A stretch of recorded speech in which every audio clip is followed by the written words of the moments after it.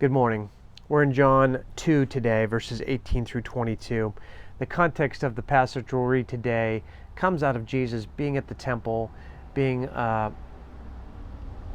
very perturbed by what he sees happening there. All the business functions, all the crookery, all the added layers to people simply going to the temple to pray and to worship and be with God.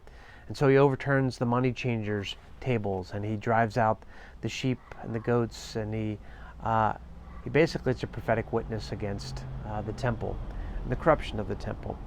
But that has caused a stir, and here's this response.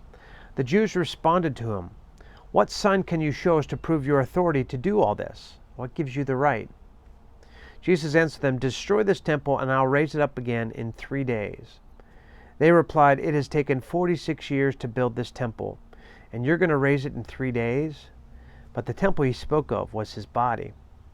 And after he was raised from the dead, his disciples recalled what he'd said. Then they believed the scripture and the words that Jesus had spoken. Now, this is a strange passage in some senses. Like, how in the world would his listeners really understand that Jesus wasn't talking about the physical temple? He's at the physical temple. How would they understand that he was referring to himself? I don't know. Perhaps he pointed to himself. Perhaps he gestured to his body and they didn't get it. We don't know. It does remind me that Jesus, we've been thinking a lot about this at church and kind of studying this as a staff a little bit in terms of family systems theory. The difference between an open posture and a closed posture. The difference between listening to learn and listening to defend, right? The idea is if I already have a preconceived notion and a set of beliefs that are established that I don't want anybody challenging, then when you come at me in any way that does anything but affirm my beliefs, I'm going to defend my beliefs. I'm going to challenge. I'm not going to be open and listen. I'm going to take a posture that's closed. And oftentimes in Jesus' ministry, he says things like, they have eyes but do not see, and they have ears but do not hear. And that's what he's speaking to. It's like when the heart's open, right? When it's open and can be instructed and can listen, while things can really happen. But when the heart's closed, really things just bounce off.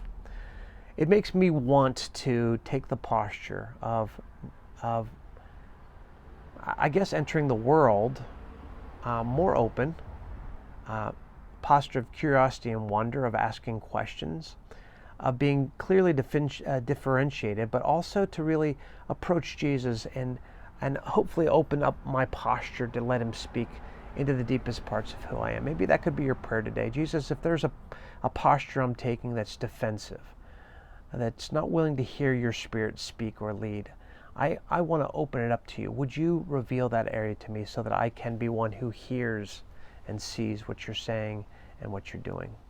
Grace and peace to you today.